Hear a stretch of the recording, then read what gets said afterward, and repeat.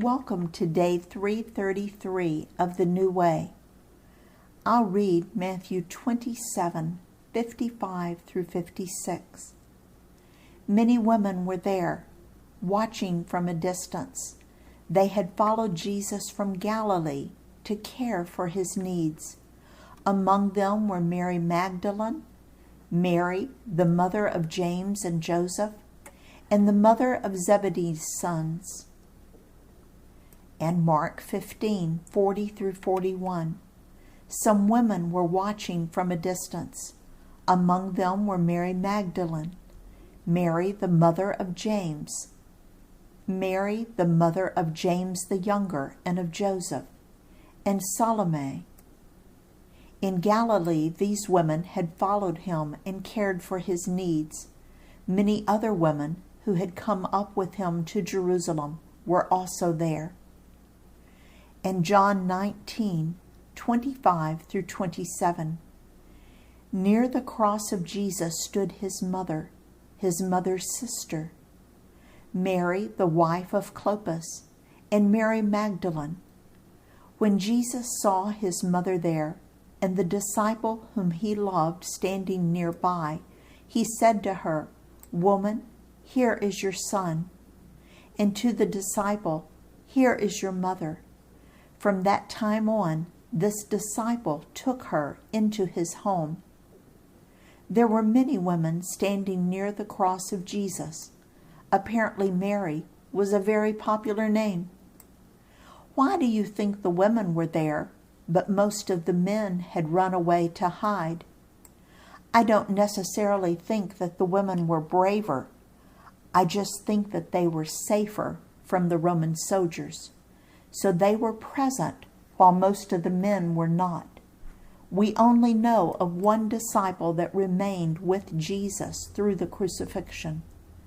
John often referred to himself as the disciple that Jesus loved.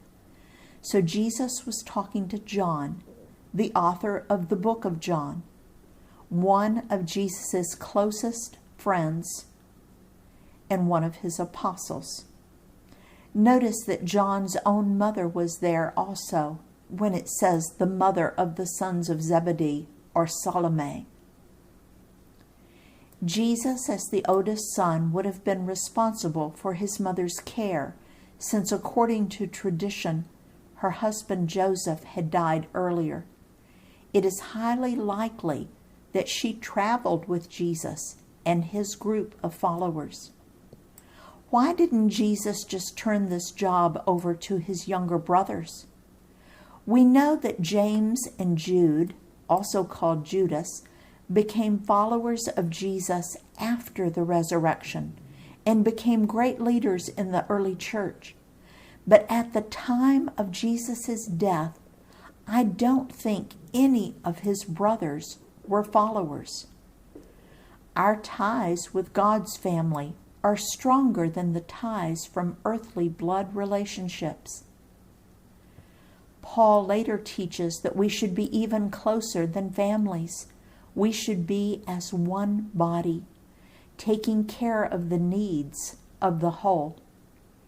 It is imperative for the body of Jesus, the church, to take care of each other, physically, emotionally, financially, as well as spiritually. We must assume the responsibility of caring for each other. Very few churches practice this, but if you continue to study the New Testament, you will see that the followers in the early church did. In Acts, we are told that they had all things in common, and they took care of each other daily. Ideally, you will be in a church that practices this kind of caring, so that you will be surrounded by God's family. But the fact is, many churches don't understand this level of caring.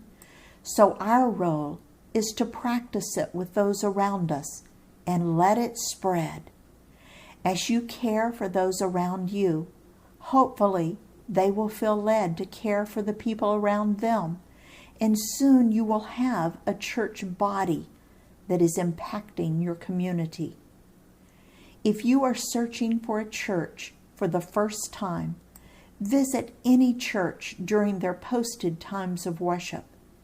You can also call the church office and speak with a pastor or elder privately.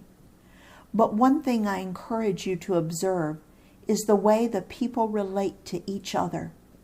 If you do not feel warmth and friendliness and a feeling of family, then you may need to look elsewhere. I am not as impressed by a church that welcomes me as I am impressed by a church that loves each other.